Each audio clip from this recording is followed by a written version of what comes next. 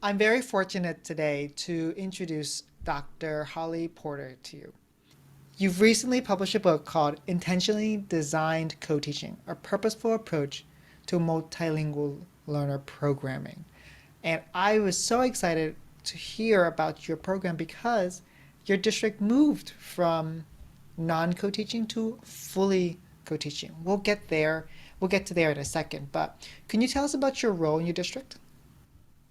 Yes, I'm the director of language supports and services, and there's two parts to our district. So there's language supports, which is our programming model. We provide language supports to our multilingual learners who are learning English as another language. And then we also have language services, which are our translation and interpretation services that we provide to parents. Can you tell us a story about co-teaching that has shaped your practice to this day? Yeah, so when we were starting in our district looking at co-teaching, we were initially doing a lot of pull-out instruction. And so one of our teachers in one of our buildings that had a higher population of multilingual learners came to me and said, I'm pulling out the kids in the class out to a separate space in a mobile outside the building. And I'm coming in and I'm taking about 15 of the 24 or so kids out of the classroom and taking them somewhere else. And they're losing time in transition. And then there's only a few kids left in the classroom. And so the classroom teacher is trying to figure out what to do when most of her class is gone. And so this teacher was wondering if she would be able to come in and do some work in the classroom with the teacher. And at that time, we didn't really have a full understanding of what co-teaching was, but we knew that it wasn't working to pull the kids out and walk them outside and have half the class or less than half the class left in the room. And so we said to her, sure, you can try going into the classroom and working with that teacher in the classroom and doing some lessons together with all of the students. But what you're going to need to do is keep track of the data because we want to make sure that kids are succeeding in this programming model. And so she kept track of their reading growth and many other pieces of data for that time that she was doing that. And this was a pretty large school. So we had another classroom. This was second grade. We had another classroom of second grade kids who were being pulled out by a different teacher. And so we compared the data between the two classes. And just by having that teacher in there during the literacy time, all of the kids in that classroom had an average of 2 levels more growth than all of the kids in the classroom next door. And so that was our first sign that we may be into something by not taking these kids out of the classroom. And that's when we started to really look at what models are out there that don't include pullout. And for us, we have over 155 languages. And so we looked at what's not going to be bilingual because we cannot do bilingual for that many languages. We have 15 to sometimes 50 languages in a building. And one of our high schools actually has almost 100 languages in and of itself. And so what do we do in those situations? And that was really the spark that helped us start to look into co-teaching. And so I'm always reminded of that. Why would we take over half the class out somewhere else when we could be in there working with the entire class in their content area? Right. Because teaching in two separate locations is not your definition of co-teaching. Exactly. We would never call that co-teaching. Even though sometimes people have co-planned together what they're going to be doing in those separate spaces, that's still not co-teaching. It's just co-planning for two different lessons. So, what would be your official definition of co-teaching then? So we define co-teaching as two teachers working in the room together for the needs of all students and sharing the responsibility for that entire classroom of students. And they're only in there for part of the day, but for that time that they're together, they are both the teachers in that room and they share assessment responsibilities. They share the teaching responsibilities. They both lead the instruction. They share the responsibilities of monitoring the progress of kids. And so the entire classroom is a shared experience in our co-teaching definition. So, please tell us, how did your district move from pull out all the way to co-teaching? Because it seems quite drastic. So we're a very large district, and moving from pull out to co-teaching took us some time. We have 65 schools in our district, and that school that I mentioned that had moved the one classroom from pull out to more integrated, I'll call it, because it wasn't full co-teaching at the time. It was one of our larger population elementary schools. And so we said, this has been such a great success. Is there anyone else who would like to try it? And most of the people in that same school were the ones who wanted to try it first. And so we kind of started piloting in that building, just stopping the pullout. It wasn't even co-teaching at the time. It was really just, let's stop pulling kids out and start going into the classrooms. And while they were doing that, we researched and found out that St. Paul Public Schools had been doing some co-teaching with their multilingual learners back in the early 2000s. And we started this in 2007. So that was really the only basis we had at the time for any co-teaching that was being done that we could find. So we started researching their program. We called them. We found out a little bit about what they were doing. We ended up getting Richard Villa's book, Richard Villa and Jacqueline Thousand and Ann Nevin's book, which is called A Guide to Co-Teaching. Started looking through that. It was written more for special education. And so we started to adapt it for our own needs. But we really wanted to find out, if we're going to have teachers in the classroom, how do we make it the most meaningful? So there was a lot of research on our end before we moved into that. And in the meantime, we were piloting having these teachers just go into the classrooms and be there and instruct with the teacher. But we didn't have a clear definition of co-planning, co-assessment, all of those things that are in our current definition of co-teaching. And so as teachers were piloting it, we were getting great feedback and they were loving it. Their classroom teachers were loving it. We had less parents signing the refusal of support where they didn't want their kids to be pulled out. And since they were still in the classroom, they were like, oh, this is fine. As long as you're not taking my kids out somewhere else, and had the stigma attached to it, they stopped signing those refusals of support. And so it kind of moved slowly. A couple years later, we had various pilots going on, but some people then started to say, oh, co-teaching is not working.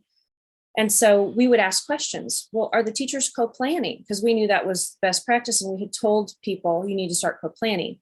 And they would say, no, we don't have co-planning, but we're just going to stop co-teaching. And so at that point, we knew we needed to do something to calibrate and to have some way of supporting all of our principals and schools in what is co-teaching and what isn't co-teaching, right? What do we need to have in place if we're going to be truly doing co-teaching?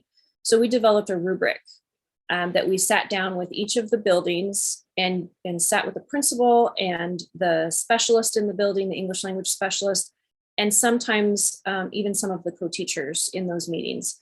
And we would go over all of our expectations of co-teaching. And those are all basically the chapters of the book that's in process. So each chapter talks about those various parts of our rubric. So we start with a school side of the rubric, what things need to be set up logistically at that school administrative level in order for it to be successful.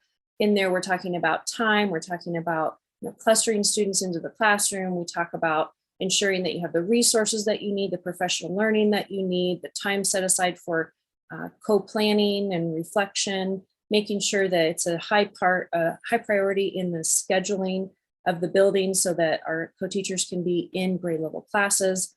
And then once that part is set up, then we move into the instructional part of the rubric, which is actually the two teachers together. So are you co-planning? During your co-planning, are you bringing both sides of your expertise into the room? Are you having the content expertise and the language expertise to bring those two things together to have integrated content and language instruction? Are you talking about your different roles and responsibilities? Are you talking about the assessment of language and content? Are you reflecting? Are you making sure you have honest conversations about how to move forward? How are you managing conflict? And then what does it look like once that co-teacher's out of the room? So at elementary, what does it look like for the rest of the day for those kids? Because they're not just multilingual learners for the time of the day that you're co-teaching, just as they weren't multilingual learners just for the pullout time. They're multilingual learners all day. So what are you taking as a classroom teacher that you can spread out for the rest of the day and continue some of those same practices in the language development?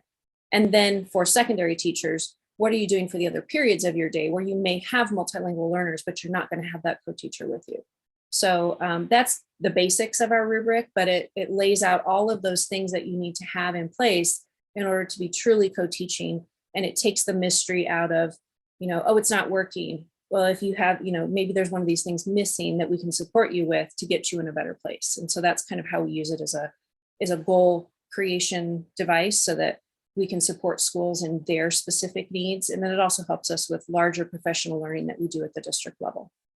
So your transitions from stopping pullout, right? So let's talk about that. Why Why is pullout for some problematic? Well, for us, we were seeing with the pullout programming, we were seeing really low growth of our students.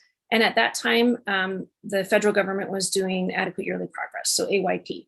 So we were trying to look at, how do we get our students to be able to meet and our schools to be able to meet AYP because we weren't meeting AYP. And so one of the things we started looking at was, what other programming models might work. We had looked at some research about, kind of the long-term effects of pullout and how it looks okay, usually in elementary, and then it kind of drops off because of all of those gaps that have been created. We did see the research around bilingual programming, but again, we had so many languages and we didn't even have clusters of students in any schools that we could start to even do a cohort of bilingual in any language. So we knew that was pretty much off the table for us. And so that was really our impetus for change, was looking at the growth and the performance of our students, and it was not good. And we knew that we needed to do something. And then along with this one teacher who said, I feel like, I'm fragmenting these kids' days and I'm not supporting this classroom teacher, and the kids are losing all kinds of time by leaving the room. And so all of that kind of came together at once for us to say, we've got to look at something different, something more integrated. We had a neighboring district that kind of used coaches to go in and work with classroom teachers. They didn't have the resources to pull kids out. So they were using classroom teachers kind of as their support, but then putting coaches in the room, and the coaches would do some co-teaching every once in a while. We had actually hired a couple people from that district, so they had that experience, and they said, some of this works pretty well. So we were putting a lot of different things together to try and figure out our model. But we also knew that we used to have we used to have center-based programs in our district where we would bus kids from their neighborhood school to a center-based program school where they received the EL pullout. And so the kids that were bused to the program had worse performance than the kids who stayed in their home school and were in just regular content and had signed our refusal of support because they didn't want to leave their neighborhood. They bought the house in that neighborhood for that school and they wanted to stay in that school. And so these parents, we had over 200 kids in our district who had signed these refusals of support and refused to take the bus to the center-based program. And their performance was higher by leaps and bounds from the kids who were bused to the center-based school and received pullout during the day. So that was also another sign for us that it doesn't work to pull kids out. And we knew it didn't work to pull kids out, and we just had to find something better. Why do you think pullout doesn't work? I think it doesn't work because there's a perception from the teacher that you're taking them to fix them. You're taking them to do something that they have something they need to have fixed, and you'll bring them back and they'll be good. And I'll find something for them to do. A lot of times it was, oh, go work on the computer because you don't know what we're doing because you came halfway through our lesson. And so go play this game on the computer, this language game, right? And so they would miss half of the instruction. They also don't have that same community in their classroom because as they're leaving the classroom for a reason. And a lot of times it's explained that they don't know enough English. And so then the students don't know how to communicate and work with a student who doesn't know enough English, and they're not given the skills and strategies to know how to have a conversation. And so the kids a lot of times get ignored in that classroom as part of the community. I think there's a lot of different problems with that. And I also think that, when I was a pullout teacher in this district, and I would take the kids from the grade level and I would do something related to what they were doing in their classroom. And I remember one day I came in and I had some written work that some third graders had done, and they were doing work on Native American tribes in their classroom. And I came in and I said, look what these kids have written. This is what we did in our pullout group.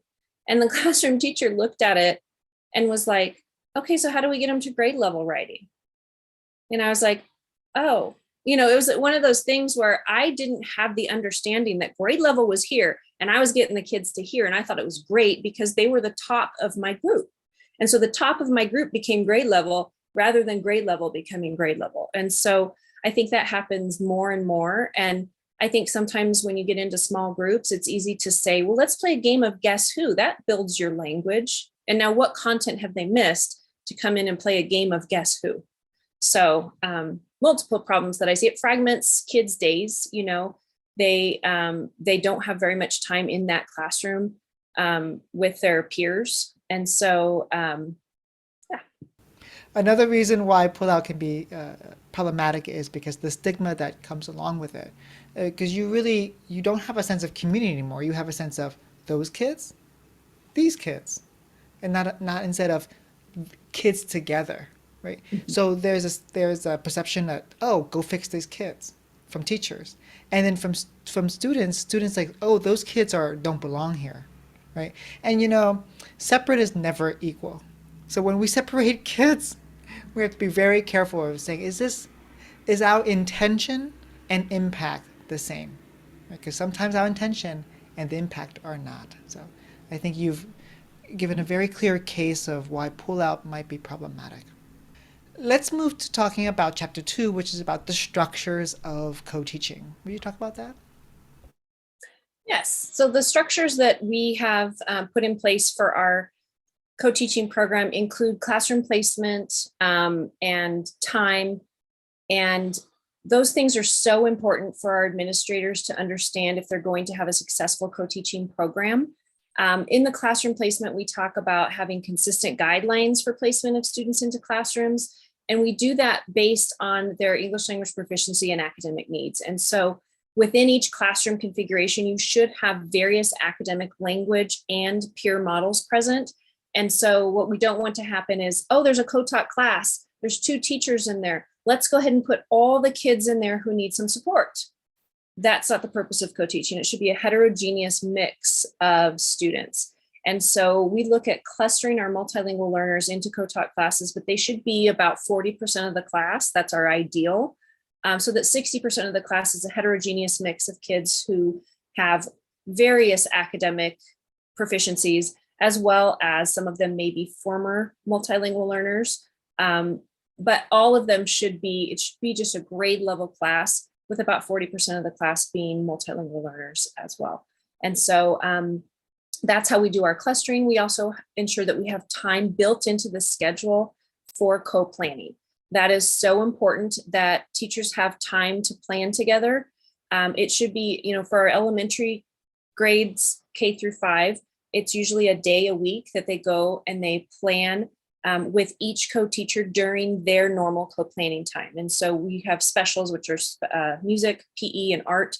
And so when the classroom teachers have their students in one of those specials, then they have planning time. And so our co-teachers go in and plan during their planning time on a Friday or a Wednesday. It's one day a week that they go in and plan, and then they plan for the other 4 days of the week to be co-teaching. So we ensure that they have at least 45 minutes a week with their teacher to plan for the next week. At our secondary schools, they have common planning time. And so at least once a week, they come together and they plan for the next week, and they have a shared planning block at the secondary level. So we make sure that that's built into the schedule. We also make sure that administrators uphold the expectation that all co-teachers participate in that time. So it's the understanding that we gave you the time, but we also expect you to participate in that co-planning time. And that everyone in the building understands the purpose of the creation of those planning blocks. And so, if I want to meet with a teacher on third period, but they're co-planning, I need to understand that co-planning is going to trump everything. Like that has to be there, and we need to find a different time. And so, because we have to understand the correlation between the effectiveness of co-teaching and the co-planning. Without co-planning, we don't have good co-teaching. And so all of that needs to be an understood and kind of the culture of the school. We also make sure that our programming is identified as a high priority in the development of school schedules. So when schools are doing master schedules, they make sure that there are chunks of time that are content-based so that our specialists can be in content. They don't go in during intervention. They don't go in during times when it's not grade level.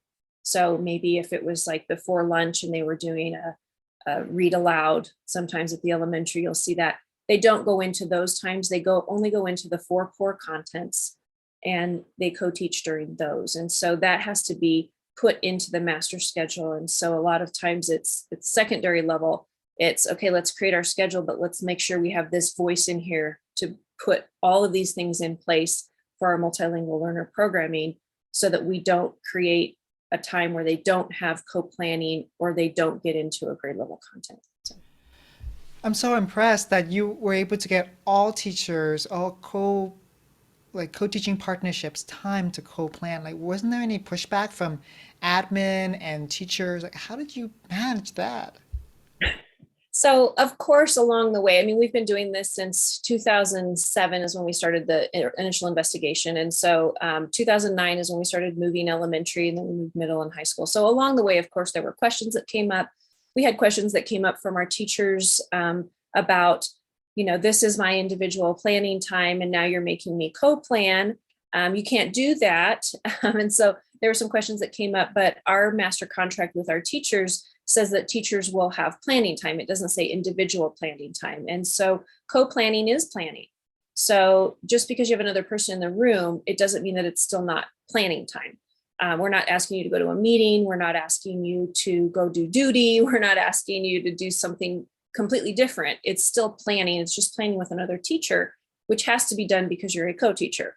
So once we kind of got through some of that, the initial bumps, we still sometimes get a question or two from new teachers who say, well, aren't you taking my individual planning time? And we explain to them the same thing, that co-planning time is planning time.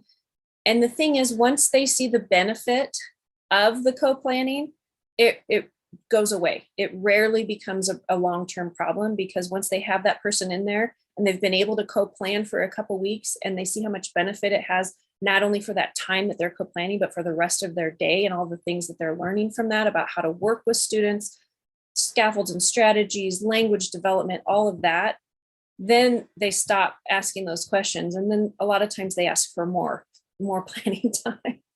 So I always tell teachers that my big epiphany during co-teaching was that, co-planning is co-teaching. It's just another form of co-teaching. And you're right, if we don't co-plan, then we just have in-class support, and the language specialist becomes an aid instead of an equal designer of instruction. And when co-teachers plan together, even when they're not there, the planning supports the instruction. Let's stay with co-planning just a little bit more. How do you structure co-planning time? By the way, I also love when I ask you a question, I feel like you always answer this. Like, this is what we think is this our expectation, and this is not the expectation. So I think that I noticed that's a pattern. I think as teachers are listening to this, as administrators are listening to this, as district heads are listening to this, they need to have a really clear expectation of what they're looking for and what they're not looking for, because then they can define it. Because you even said, no, we're not looking for you to do duty during co-planning. No, we're not looking for you to do individual time, individual personal planning time. Yeah. mm-hmm. There's no grading. It's time to co-teach, co-plan about the lesson with your language specialist. So during co-planning, it's structured in a way that we actually have a template that we ask our teachers to use. And so that template is called our LASER template. And it has, the reason it's called that is because we love acronyms in education, and we had to put an acronym to our template. But it has 5 sections. So it has L, which is lesson and language targets. And that's when we talk about, what's the standard? What's the standard that we're working on in content? And then what are the language demands underneath that standard? So if we're going to get to a proficient response, whatever that might be, an essay, a lab report, a presentation, whatever the students are going to need to do to have a proficient content experience, we need to analyze that backwards for the language demands. And so a lot of times we have our teachers actually write out, what does a proficient response look like? So they actually put out an exemplar and then analyze it for the language. So we analyze it for the language, for the discourse level, for the sentence level, and for the word level of that proficient response.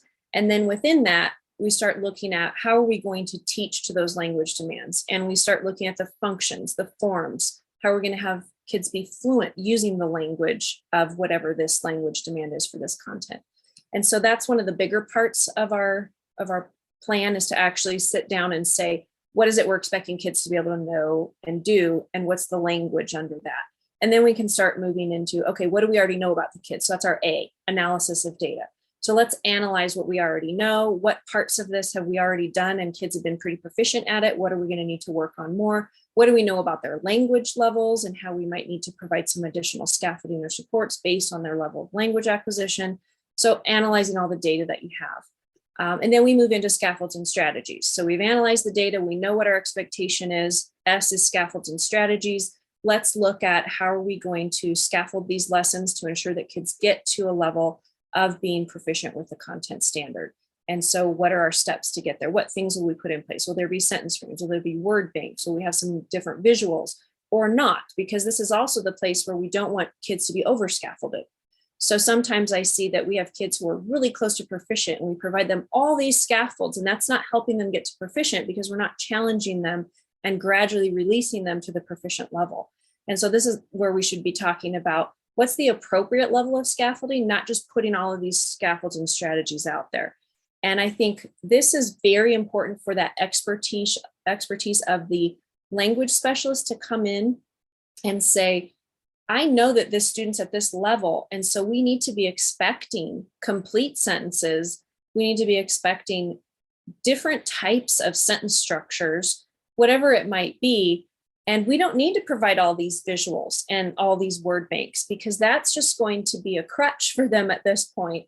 They don't need all of that. They need to work towards getting to a native English proficiency level.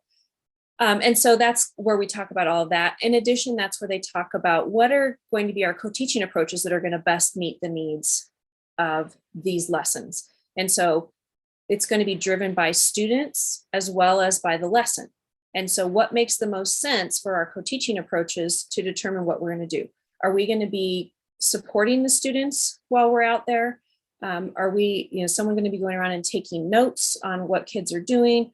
Are we going to be complementing the lesson somehow, enhancing it using different approaches where we're enhancing what's happening with the lead teacher by using a think aloud or modeling the written notes they're supposed to be taking? What type of approach are we going to be? Are we splitting the class somehow and doing small groups or just in half?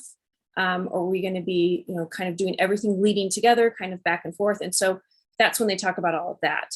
And then we get into evaluation. So the E is evaluation. How are you going to evaluate that the kids have made the progress that you wanted them to? Where are they at with their language and their content? And then that'll determine what we need to do next. And then R is roles and responsibilities. So that's when we talk about what do we need to do beforehand? So I need to get this ready. You need to get this ready. We need to have all of this and start assigning those roles and responsibilities. What are we going to do during the lesson? So I'm going to take the lead on this part. You're going to take the lead on this part. I'm going to, whatever you're going to be doing during the lesson and then after the lesson. So after we're done, who's going to take these papers and grade them? Who's going to do this part? What do we need to do after the lesson? So, and that's for 4 days worth of lessons that they plan this out. So they get pretty efficient at it and they get pretty good about taking notes. But that's basically how we structure our co-planning sessions to make sure we get everything we need to for the support of multilingual learners, but ensuring that it's all integrated as well into that content classroom. Oh my goodness, I've never heard of that acronym before, but it's so helpful. It's so structured and it just makes it like saying it, because I know that sometimes in co-teaching and co-planning, you can spend a lot of time talking about your weekend or how are your kids doing, or but when you have a structure, of course we need that for relationship building. But wow, that when you go into that laser acronym, you really laser into the lesson. And I would say the other thing that we really focus on is we don't talk about so much about what's going to be taught because the content teacher brings in that what of here's what we're expecting in this class. And so we don't talk about the what and what are we going to teach next week. We talk about the how. So we talk about, okay, this is the content standard.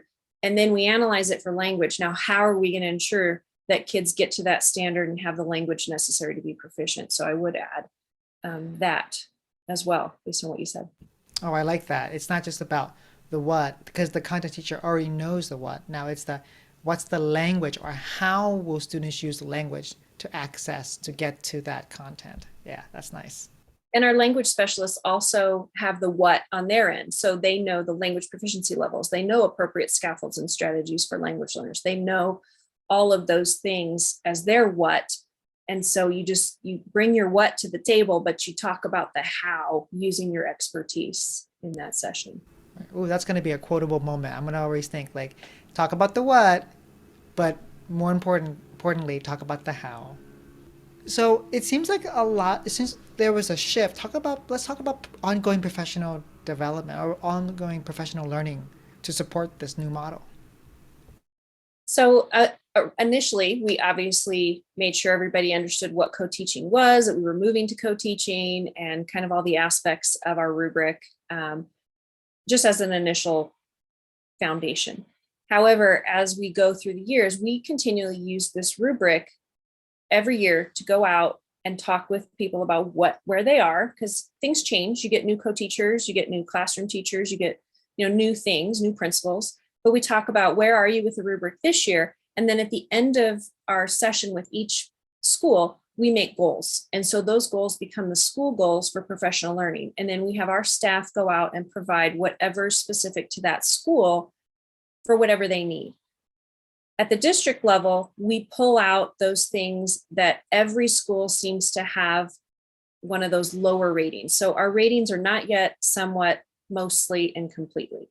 And so we start to look at what areas do we have a lot of our schools in the not yet and somewhat. And those become our targets for professional learning for all of our staff. And so we've really looked at some things such as language demands. That's been one thing that we've been working on for a few years, and functional language. So teachers were not necessarily trained on that in their programs and coming out of their universities. And so they don't have a lot of understanding of, what is a discourse level language demand? What is a sentence level? What is a word level?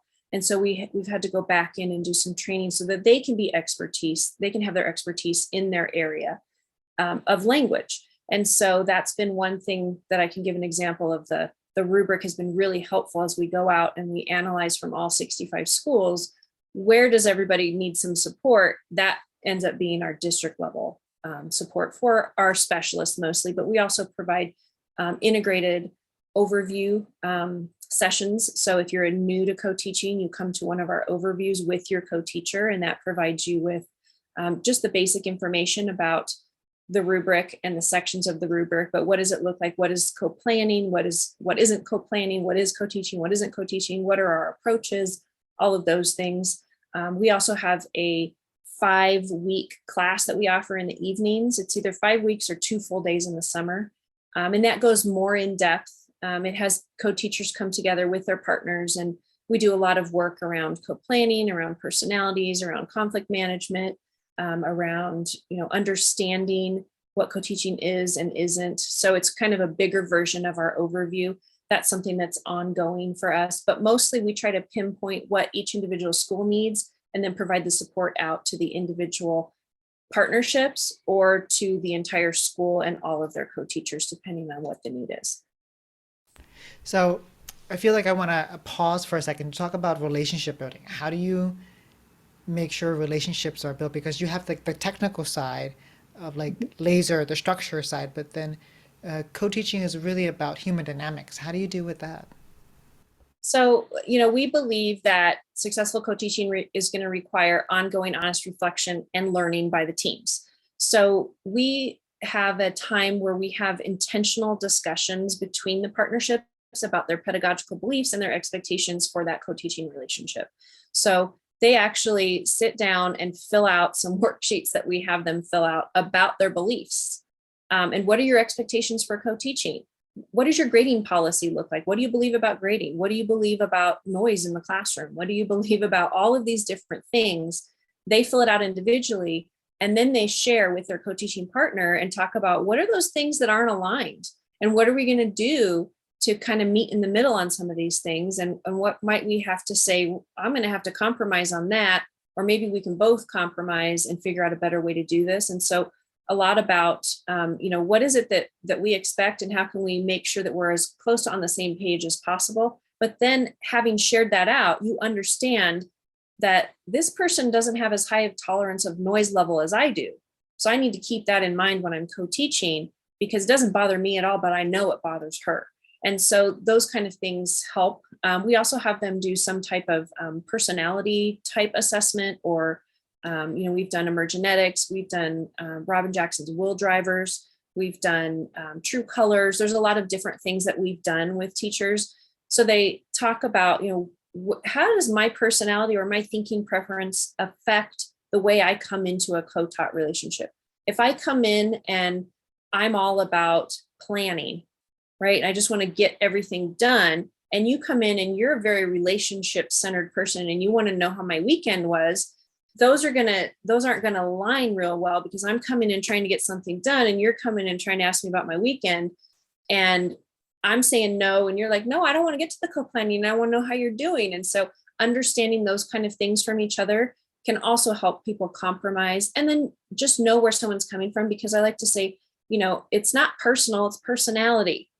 Sometimes it's just how we come to the table, and it's not that they're trying to be rude. That's just how they approach things. And that's just the way that they look at the world. And so understanding that about their co-teaching partners is huge. And then that leads into much better co-planning sessions, when you can say, look, let's set aside 5 minutes to talk about how we're doing, how our family is, because that really builds me up. That makes me feel better to know a little bit about you.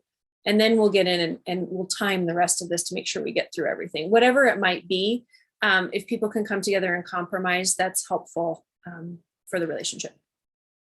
Oh, and also we talk about conflict and how do you manage conflict, because conflict's not a bad thing. Conflict's in every relationship. And people sometimes think that if there's conflict, then there's something wrong.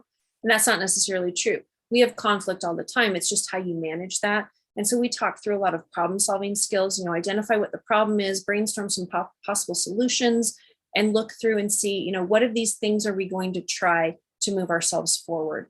And then we do get the support of administrators if there's some conflict that just can't be managed between the partners. But we really like to put it back on the partners to say, you need to think through this and figure out, does it have to do with our beliefs? Does it have to do with, our pedagogical beliefs? Does it have to do with just our beliefs about co-teaching? Does it have to do with, this new thing that just came about and you're really stressed out? And what is it that's underlying this conflict that's happening, and how can we work through it?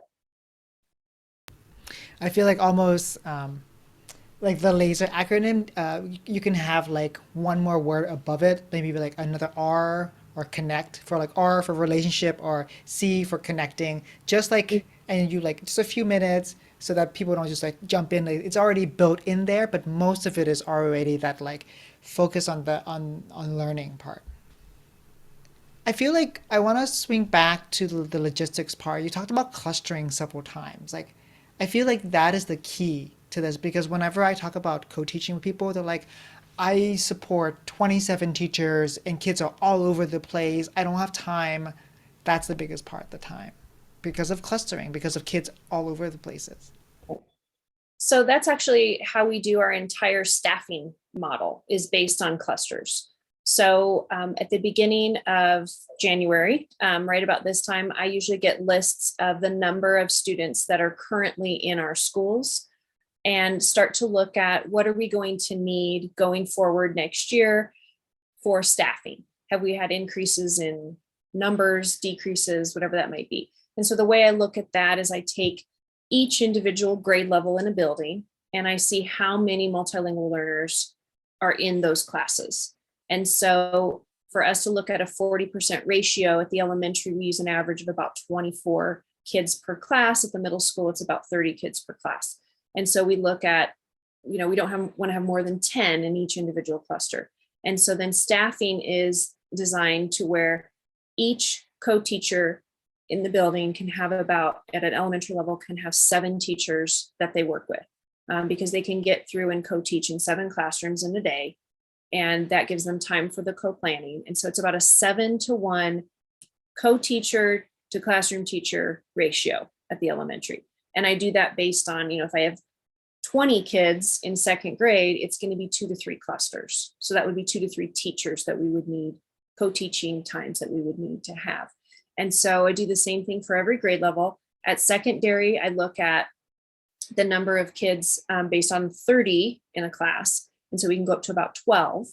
And they get a 20% FTE for each grade level, because we're at that point, you're in periods and you're in classes. And so you can't go into one period for 40 minutes and then the next one for 20. It doesn't make sense. So they get assigned to about 5, because we have 5 core every day. So at the high school, middle school and high school level, it's 5 co-teachers or 5 content teachers per EL co-teacher.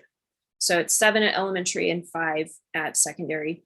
And that's just how we do our ratios. And so if students are not clustered appropriately at the building, if that's not being done, the co-teachers are not going to have enough time to be able to go and work with each teacher. And so that's a conversation with principals when they say, well, they've got 12 teachers they're trying to work with. And I say, well, how many kids are in each class? Well, we split them up. And then I said, well, that's why it's not working, because you split them up. We designed it so where you would have a cluster in each grade level. And then that helps the principals understand, oh, that's how these two things are tied together. We're going to have to make sure that we go back and look at our master schedule and really make and hand schedule sometimes these kids into the correct classes so that we're not overwhelming our specialists. And so the whole rubric brings itself back around, especially with the staffing, because they're not going to have enough staffing to make it work if they don't cluster appropriately. Oh my goodness, the audience can't see when you're speaking. My jaw is dropped. I'm just like, you need to not teach anymore. You need to say you have one more year to work at your school district and then take this on the road. I do actually take it on the road. That's probably why I can just speak to it really quick, because we do trainings. We've been doing trainings for state of Idaho for about 7-8 years now, because they adopted our rubric, and they actually gives a grant out to districts to start implementing co-teaching, but the requirement is that we come train them. So I do that in Idaho. I do it in our state all the time, all over. And then I've gone to, a few other places, and we've done Utah, we've done Texas. So yeah, a few different places we've gone. Of course, it has to fit into my schedule, but I've got 3.5 years left till I can retire. So And retire and then keep doing this with us. That's what I'm hoping. Yeah, that's what I'm hoping to do, is just kind of continue on with some trainings and things. Consulting. But thank you for that. Yeah. You're welcome. So let's talk about chapter 5, which is about sharing the classroom. What does that look like? So this is really about our approaches. So sharing the classroom, and how do we ensure that both teachers are co-teaching in that mainstream content classroom, with each teacher having a substantive role in the instruction. And so we want co-teaching teams to effectively and intentionally choose a variety of co-teaching approaches. And so the approaches that we talk about are you going to be supporting the students? Are you going to be doing something in that classroom where one of the teachers is kind of leading instruction and the other one's supporting in some way? So going out and doing some type of assessment on kids, or individually supporting students, or what is that intentional role that you have? This is not an approach that we would be using every day, but there's a lot of benefit to going out and being able to step back and look at, what am I seeing from more of a supportive role in this classroom rather than the lead? And I will tell you that the content teacher sometimes is the one who learns the most from putting themselves in that supportive role. If they have the other teacher leading instruction, they can kind of walk around the room and support kids. And I had one teacher who told me that they did that in the classroom, and she was walking around supporting the kids in her class. And there was this kid who was constantly having these behaviors, and he was standing up and he was always moving around the class. And when she sat down next to him and got at his level and was kind of right behind him, she could see there was a huge pole in the way, and he couldn't see her where she normally was in the class. And she moved his desk over and almost eliminated all of those behavior problems. And so there's a lot of benefit into getting out into the class and kind of seeing how it is from that perspective of the students, taking notes while you're out there and doing whatever, but it can impact co-planning. It can impact things like where the kids are sitting, behaviors that you might not notice when you're up there leading the instruction. So a lot of that can happen during that supporting the students' time. Then we move into splitting the class. And so splitting the class is, taking the time to either set students up into particular groups that they might be rotating through, and both teachers might have a different content skill that they're working on or something that they're going to be doing as part of the lesson, and the kids would rotate through all of those. It could also be that there's a small group that needs to finish working on their topic sentence and everyone else is moving on, and so that small group goes and works with one of the teachers on trying to get that hammered out, and the rest of the class is still working with the other teacher, walking around and supporting. There's a lot of ways that you could do that. You could also split the class in half, and one class could be doing a debate, half the debate, one side of the debate, and the other class could be doing the other half of the class could be doing the other side of the debate.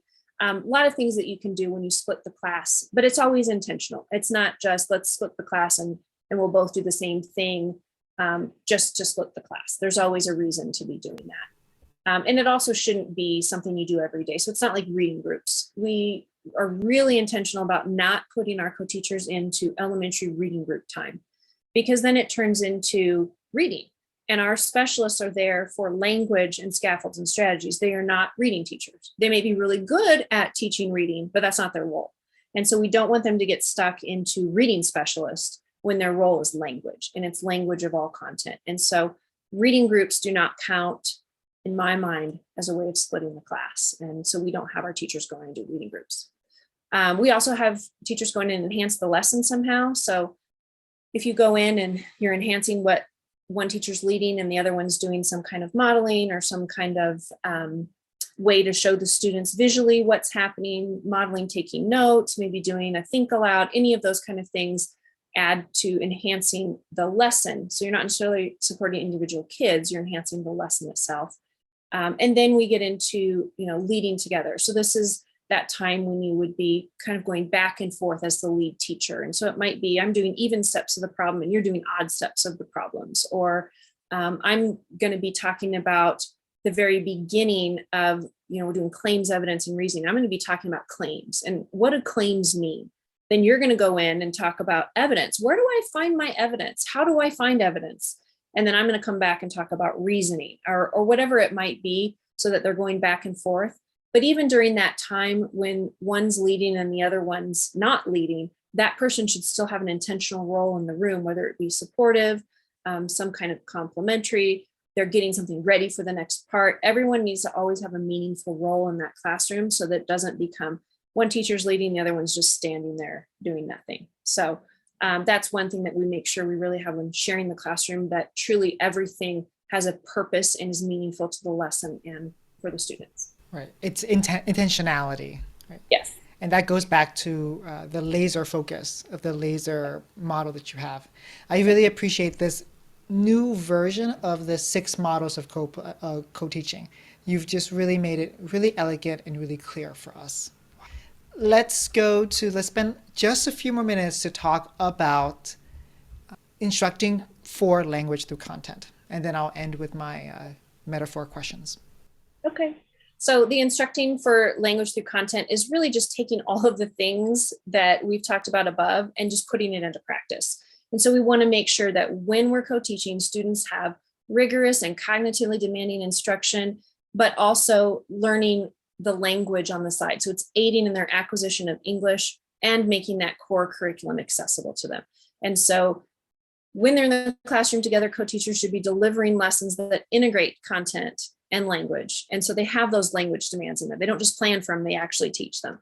That they're attending to language development needs. So they're explicitly teaching functions, forms, fluency, all of that to the students. They're employing appropriate scaffolds and strategies and using co-teaching approaches that make sense for the lesson and for the students in front of them, and ensure that it's used to make content comprehensible for the multilingual learners. When they're doing grouping structures, they're flexible, they're intentional. It's not a pull out inside the classroom. It's very intentional about the needs of students because it could vary from day to day. And then we've talked about it before, but the instructional piece of that classroom content teacher maintaining a lot of those scaffolds and strategies and language development beyond the time when the co-teacher's in there. That's one of our ultimate goals, is that this can continue, and we're building the capacity of the teachers to be able to do this without the co-teacher in the room with them. So it's a job embedded professional learning for them. I'd be remiss if I didn't ask you, because I know the audience is like, okay, so ask her to tell about how are her teachers responding to this program now, this new model? What does it look like? What are they saying?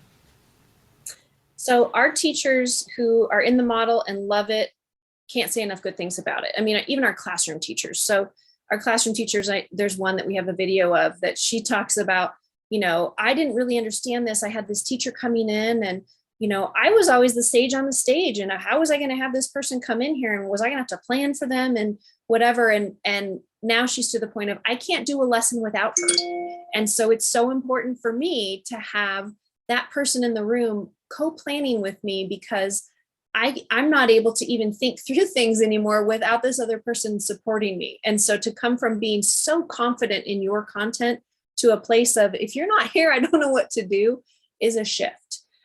We have had teachers who, of course, this wasn't their thing, and they have said, this isn't my thing, and I want to move on and do something else, because they know that in order for it to be successful, it has to be something that they believe in, that they want to do.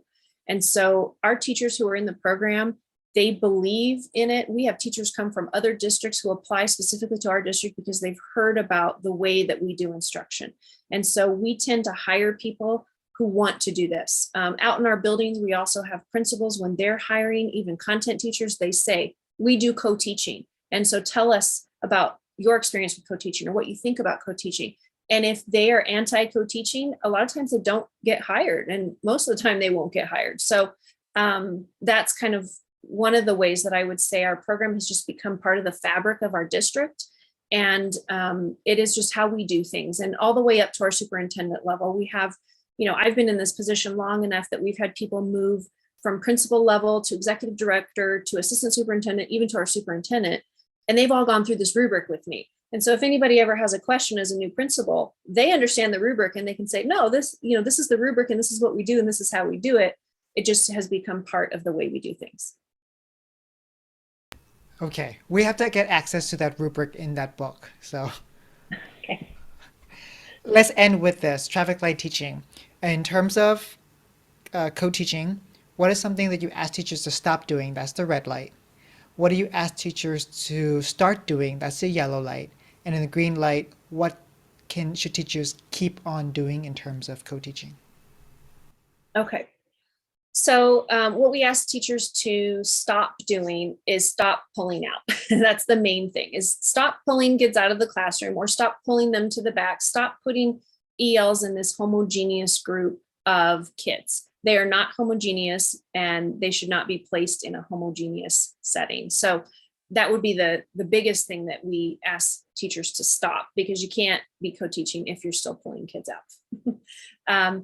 Then one of the things that we would ask teachers to start doing is to really honing in on the intentionality that you have with your expertise that you bring to the planning table, and really looking at planning the how from your levels of, from your areas of expertise. So if I'm the content teacher, I know I have to bring content. If I'm the language specialist, I bring language. And even if I've been in one of those other roles before, I need to act in my current role. And so making sure you know your role and that you bring that to the planning table and to the instruction. And then I would say for green, the one thing that they should continue to do is continue to monitor how things are going and have conversations about what's working and what's not working and make those changes along the way. And so continue to have that reflective mindset of, how can we do this better? What worked well? What do we want to continue doing? And keeping notes of those things so that you can continually improve your craft. Ooh, Dr. Holly Porter, let me I don't know. tell you, I did that all like on the how, fly, that last part. how did you do all of this? This book needs to be mandatory reading for every language specialist co-teaching in the future. I am so excited for this book to be published. You will be so busy in your retirement going to school districts every single day to implement this such systematic approach to co-teaching. You've thought about the big structures, but also every single nut and bolt throughout. So you have been That's a funny gift. that you, Go ahead. can I say something about that? That's Yes. funny. Have you ever done emergenetics? Do you know what emergenetics are? No. Okay, so emergenetics is like a thinking preference profile. And it talks about, whether you think in certain ways. And I'm a thinker that's less than 2% of the population because I think big picture details. And so it's funny that you say that, because everybody's like, you're like some kind of weird anomaly, like, but it is really, it's that big picture. And then how do I do it? And the big picture and then the details. So that's funny that you say that you notice that, because that's totally how I think. Well, that's why you're not an anomaly, you're a gift that districts and students and schools need to get the big picture, but also the small and minute details that you've thought all about it. So, whew, thank you so much for this conversation. Yeah. Thank you.